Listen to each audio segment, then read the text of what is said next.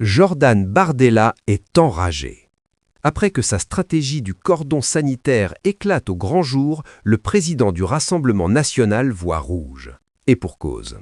Ce qui se passe en France depuis le meurtre de Quentin Derenque n'est pas un simple fait divers, c'est l'explosion d'une hypocrisie qui pourrit la République depuis des années.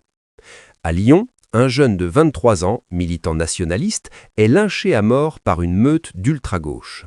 Parmi les 11 mis en examen pour homicide volontaire, des proches de la Jeune Garde, cette milice antifasciste officiellement dissoute, mais toujours active, fondée par le député LFI Raphaël Arnaud. Son principal collaborateur parlementaire est dans le lot, et LFI refuse de le lâcher.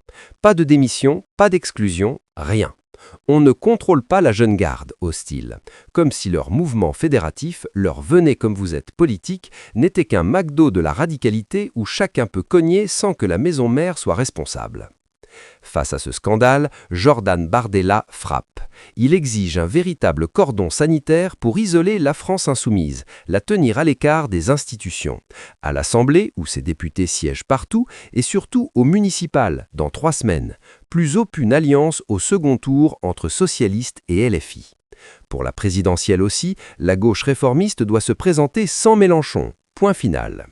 François Hollande lui emboîte le pas, glacial, jamais plus la gauche raisonnable, responsable, laïque, démocratique ne s'alliera avec la France insoumise.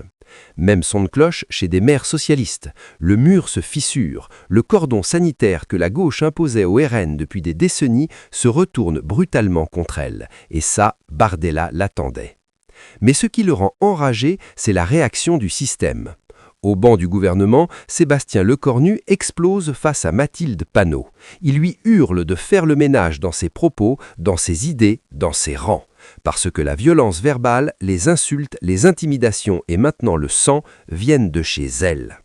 Panot répond par des cris, Mélenchon par des leçons de morale. Ils accusent le gouvernement de ne pas avoir protégé, alors qu'ils passent leur temps à cracher sur la police. Changement de pied pathétique.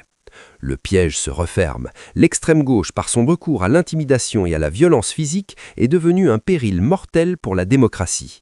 Un danger que plus personne ne peut ignorer.